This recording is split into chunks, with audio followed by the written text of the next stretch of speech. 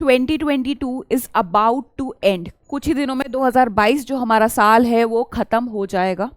हमारे लिए काफी इंपॉर्टेंट हो जाता है कि हम पीछे मुड़ के क्यों ना देखें ऐसे इवेंट्स को जो कि बहुत इंपॉर्टेंट रहे हैं पूरे साल 2022 में। तो आज का वीडियो कोई भी यूपीएससी सिलेबस या कोई भी मोटिवेशनल वीडियो से रिलेटेड नहीं है, मोटिवेशनल टॉपिक से रिलेटेड नहीं है, बस एक जनरल अवेयरनेस क्रिएट करने के लिए कि आइए चलिए पीछे मुड़ के देखते हैं कि 2022 में ऐसे कौन से वो 10 सिग्निफिकेंट इवेंट्स थे which has created an impact on the global world. तो स्टार्टिंग फ्रॉम जो कि आप सब जानते हैं which is Ukraine Russia crisis. तो ये एक ऐसा क्राइसिस है, एक ऐसा वॉर है जो आई थिंक आप सब एंड स्पेशली जो यूपीएससी एस्पिरेंट्स है उन्हें तो पता ही होगा कि किस तरीके से जो रशिया है उसने अटैक किया था यूक्रेन के ऊपर। यूक्रेन एक अदर कंट्री है एंड रशिया ने उसके जो नेबर में है वो अटैक किया था।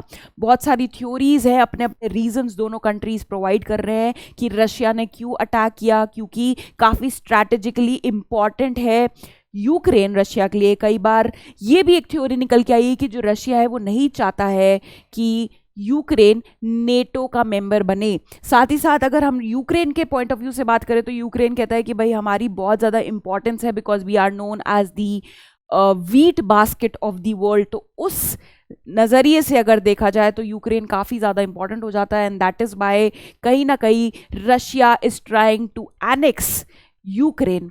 एंड अगर करंट स्टेटस की बात करें कि करंट स्टेटस में क्या अभी क्या स्थिति है, क्या ये वॉर ख़त्म हो गई है या हो चुकी है या ये नियर अबाउट ख़त्म होने वाली है, तो ऐसा कुछ भी अभी फ्यूचर में दिख नहीं रहा है कि ये वॉर कहीं ना कहीं थम जाएगी। So the current status says that the war is nowhere near ending as both the countries hold strong positions. दोनों ही कंट्रीज जो हैं अपनी स्ट्रॉन्ग पोजीशन, अपने स्टैंड्स पे बिल्कुल अड़िग खड़ी हुई है और कहीं भी ये थमने में नहीं समझ आ रहा है। चलते हैं हमारे second most important event which is again from the neighbourhood of India. India के नेबर्स में से एक नेबर है श्रीलंका, जहाँ पे पॉलिटिकल अनरेस्ट की वजह से, बिकॉज वहाँ पे पॉलिटिकल स्टेबिलिटी नहीं थी कुछ सालों से, तो वहाँ पे क्या हुआ, वहाँ पे उसने इम्पैक्ट क्रिएट किया वहाँ की इकोनॉमिक स्टेबिलिटी के ऊपर और इतनी बुरी तरीके से डेंट क्रिएट हुआ कि Sri Lanka was almost on the brink of bankruptcy. उनके पास जो उन्होंने फॉरेन लोन, मतलब फॉरेन इंस्टीट्यूशन से आउटसाइड दी कंट्री, किसकी बात हो रही है, श्रीलंका की बात हो रही है। श्रीलंका ने देश से बाहर जिस सोर्सेस से लोन ले रखा है उनके पास इतने भी पैसे नहीं बचे थे कि उसके ऊपर वो इंटरेस्ट पेमेंट कर सके। अगर इन्फ्लेशन की, जिसको हम मुद्रास्फीति भी कहते हैं, तो इन्फ्लेशन की बात करें श्रीलंका में, so it has touched nearby around और it has increased by more than 50%। Country, जैसे कि मैंने बोला, it has failed to pay interest on the foreign debt and वहाँ पे बिजली पानी की सप्लाई रोक दी गई और जो कंट्री है कहीं ना कहीं अब बैंकरप्सी की तरफ मुड़ चुका है। दोनों वर्ल्ड बैंक एंड आईएमएफ दोनों के पास दरवाजे खटखटाए हैं श्रीलंका ने 2022 में for some financial help. So this was the second most significant event. अब चलते third most significant event which is Latin America turning left. Latin America turning left का मतलब, सबसे पहले हम ये देखेंगे कि लैटिन अमेरिका क्या है। क्या ये कोई जोग्राफिकल डिमार्केशन है या कुछ कंट्रीज के ग्रुप को बोला जाता है लैटिन अमेरिका? तो अगर हम इसका मैप देखते हैं, तो Latin America comprises of South America, जो ये आप साउथ अमेरिका देख रहे होंगे, Central America plus Mexico. So this group comprises of Latin America. तो लैटिन अमेरिका में क्या हुआ है, लैटिन अमेरिका में आई है पिंक टाइड। और पिंक टाइड क्या है कि वहाँ पे जो most of the countries in South America है, now they are choosing leftist leaders to lead and run the country. इससे पहले कौन डोमिनेट करता था, राइट विंग पार्टीज डोमिनेट करती थी for most of the South American countries or the countries in the Latin America. But after the COVID wave, जब दो और मल्टीपल वेव, दो तो नहीं कहेंगे, इनफैक्ट इस साल ओमिक्रॉन वायरस भी आ गया था, जो मल्टीपल वेव्स ऑफ पैंडेमिक आई, उसके बाद जो इनइक्वालिटीज़ है वो निकल के बाहर आई और वहाँ पे लोगों को रियलाइज़ हुआ that we need to change the leaders, we need to elect the leaders जो हमारे उत्थान के लिए काम करे। एंड लाइन बाय लाइन अगर हम लास्ट 4 साल पे नज़र डालें तो सबसे पहले मेक्सिको में स्टार्ट हुआ था कि एकदम से राइट विंग से बदल के लेफ्ट विंग के लीडर, फिर Argentina, Bolivia, Chile, Peru and last Colombia है, जिन्होंने हाल ही में 2022 में अपने जो प्रेसिडेंट है वो लेफ्ट विंग से इलेक्ट किए हैं।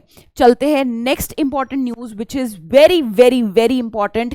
आप सबको पता होगा, specially it has created a huge impact on the women around the world which was the anti हिजाब प्रोटेस्ट इन ईरान। तो ये स्टोरी कैसे स्टार्ट हुई? एक यंग लड़की थी 22 साल की, महसा अमीनी।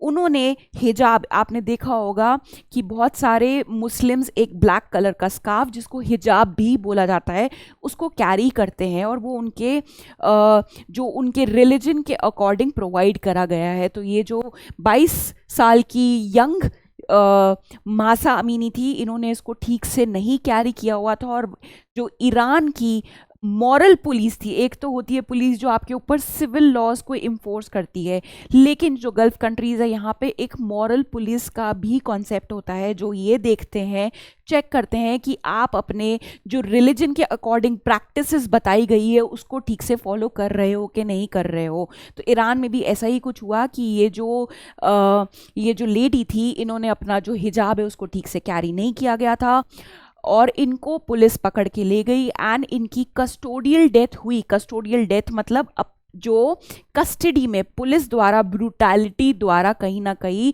जो डेथ होती है उसको कस्टोडियल डेथ कहते हैं। और इसके ऊपर वाइड स्प्रेड प्रोटेस्ट हुए, इस लेवल पे प्रोटेस्ट हुए कि ईरान में जितनी भी फीमेल्स हैं वो सड़कों पे उतर आई। उन्होंने वाइड स्प्रेड एकदम मीडिया के सामने अपने हिजाब को उतारा, कईयों ने अपने जो हेयर हैं उसको भी as a protest, as a sign of rebel chop कर दिया, मतलब काट दिया। So this has definitely created a huge impact on the women empowerment and the women fraternity around the world. चलते हैं हमारे नेक्स्ट इंपॉर्टेंट इवेंट पे which is the return of global inflation. ये यूपीएससी एस्पिरेंट या कोई सा भी aspirant जो किसी भी एग्जाम के लिए प्रिपेयर कर रहा होगा उसे डेफिनेटली पता होगा कि भाई ग्लोबल इन्फ्लेशन फिर से लौट आया है। ऐसा ही नहीं है कि सिर्फ हमारे देश में विच इज़ इंडिया या कुछ चुनिंदा देश, जैसे कि कहा जाता है कि भाई यूजुअली सबसे पहले इम्पैक्ट आता है तो डेवलपिंग कंट्रीज़ के ऊपर या लीस्ट डेवलप कंट्रीज़ के ऊपर आता है, ऐसा कुछ नहीं है। एडवांस्ड इकोनॉमीज के ऊपर भी इक्विवेलेंट इम्पैक्ट पड़ा है और इसके पीछे बहुत सारे रीजंस रहे हैं। एक तो था कि ग्लोबल सप्लाई चेन में डिसरप्शन। ग्लोबल सप्लाई चेन में डिसरप्शन मतलब एक कंट्री से दूसरे कंट्री में सामान नहीं पहुंच पा रहा, रॉ मटेरियल नहीं पहुंच पा रहा, उस वजह से वहाँ पे जो है सामान महंगे प्रोड्यूस हो रहे हैं और फिर वो आगे महंगे बिक रहे हैं। साथ ही साथ कुछ कंट्रीज़ में एनवायरमेंटल क्राइसिस जैसे कि अनटाइमली फ्लड्स या अनटाइमली ड्राउट्स रहे हैं। यूक्रेन रशिया का भी कहीं ना कहीं इसमें काफ़ी हाथ रहा है जो कि ग्लोबल रिसेशन में। So what you need to know is कि ऐसा नहीं है कि सिर्फ एडवांस्ड इकोनॉमीज जैसे कि यूरोप, जैसे कि जापान, जैसे कि अमेरिका, वहाँ पे इन्फ्लेशन हो, बट लीस्ट डेवलप कंट्रीज और डेवलपिंग इकोनॉमीज में भी जो है इन्फ्लेशन कहीं ना कहीं बिल्कुल प्रेजेंट रहा है थ्रू आउट 2022। अगर हम यूएसए की बात करें तो उनका इन्फ्लेशन समवेयर अराउंड 9% रहा है, जो कि तकरीबन 3 डिकेड्स बाद, 30 सालों बाद ऐसी स्थिति पैदा हुई है अमेरिका में, that is United states of America, कि भाई वहाँ पे जो इन्फ्लेशन है 9%। अगर जर्मनी की बात करें तो जर्मनी में भी आफ्टर 4 इयर्स 1951 के बाद 40 इयर्स के बाद 4 डिकेड्स के बाद ऐसी सिचुएशन आई है कि वहाँ का जो इन्फ्लेशन रेट है डबल डिजिट मतलब कि 10% या उससे ऊपर टच कर गया।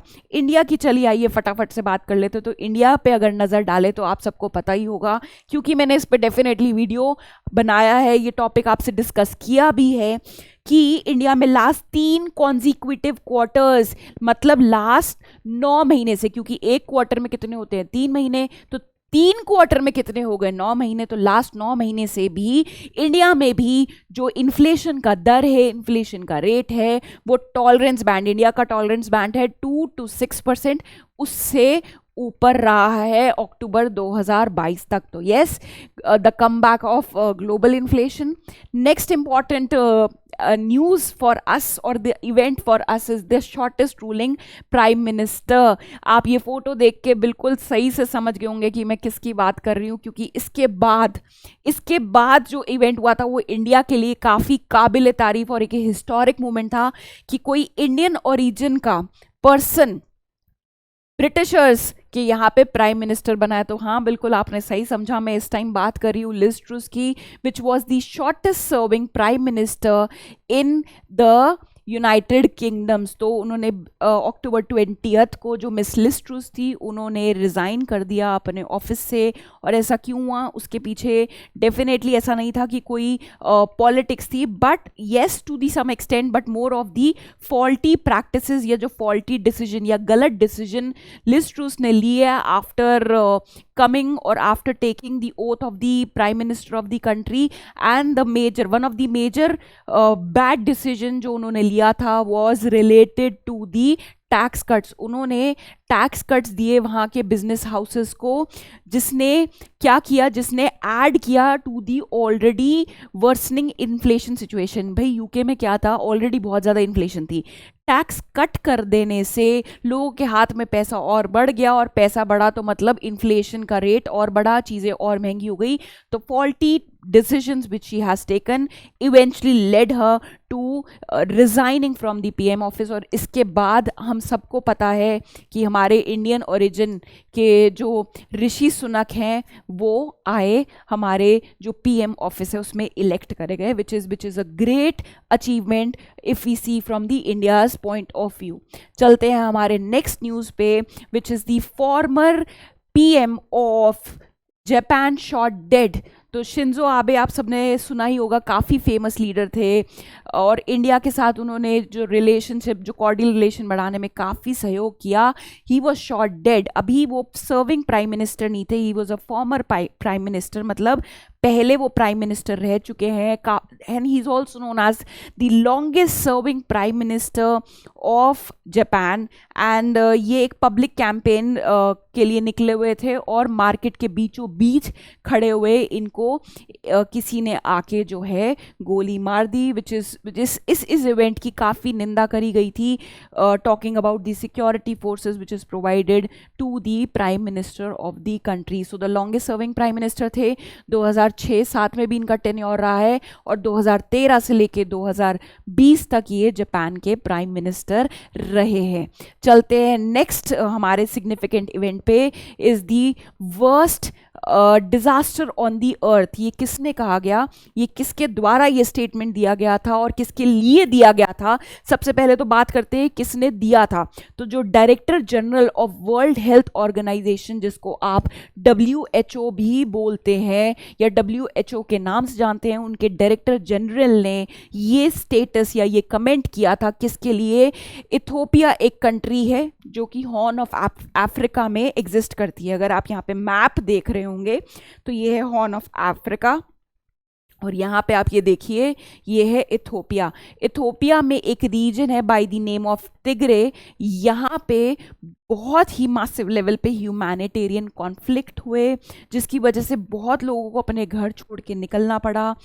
बहुत लोग भूख से मर गए जिनके पास, और उनको बेसिकली अपने जो उनका कैश था, उन्होंने अपने जो पैसे या बैंकिंग फैसिलिटीज़, उनको किसी को भी एक्सेस करने के लिए उनके ऊपर एक रोक लगा दी गई। सो जो इसके ऊपर, इस इवेंट के ऊपर, क्योंकि ये बहुत ज़्यादा जो है लाइमलाइट में नहीं आया, एंड दैट इज़ वेयर जो डायरेक्टर जनरल थे of World Health Organization, he came forward, because कहीं ना कहीं उनके रूट्स जो है वो तिग्रे रीजन से ही है, और उन्होंने बोला था कि ये इवेंट, सबका ध्यान यूक्रेन एंड रशिया क्राइसिस के ऊपर है, but there is the worst humanitarian crisis which is already going on, and किसी का भी उसके ऊपर ध्यान नहीं है। अब इसके जेनेसिस क्या है या इसकी रूट कॉज क्या है, तो इसकी रूट ये है अगेन पॉलिटिकल अनरेस्ट। तो अब आप समझ रहे होंगे, आप ये देख रहे होंगे कि अगर किसी देश में उस कंट्री की जो अगर पॉलिटिकल स्टेबिलिटी नहीं है तो उसका कितना मल्टीपल या लार्ज फोल इम्पैक्ट पड़ सकता है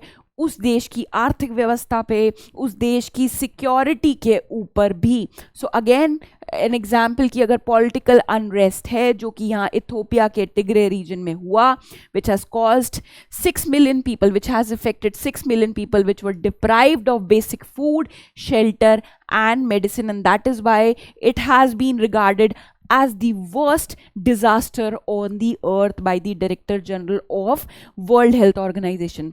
चलते हैं हमारे next significant event is that 2022 has been regarded as the year of worst climate crisis. ऐसा क्या हुआ कि 2022 को year of worst climate crisis बोला गया? वो इसलिए कि अगर एक कंट्री में अनटाइमली या जहाँ पे फ्लड्स का टाइम नहीं था वहाँ फ्लड्स आ रहे हैं, दूसरी ओर ड्रॉट्स हो रहे हैं। तो आइए देखते हैं इसको भी। अगर हम यूरोप की बात करें तो यूरोप में चल रहे हैं पावर क्राइसिस। और क्यों चल रहे हैं? क्योंकि वहाँ पे severe drought is the reason, सूखा पड़ा, प्लस जो नॉर्थ स्ट्रीम है जिससे गैस सप्लाई होती थी रशिया द्वारा किसको? यूरोपियन कंट्रीज को, वो भी कहीं ना कहीं रोक दी गई। क्यों?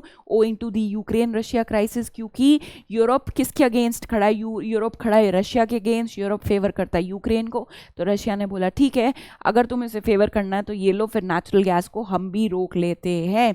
तो इस वजह से क्या हुआ? पावर क्राइसिस अराइज हुए यूरोप में।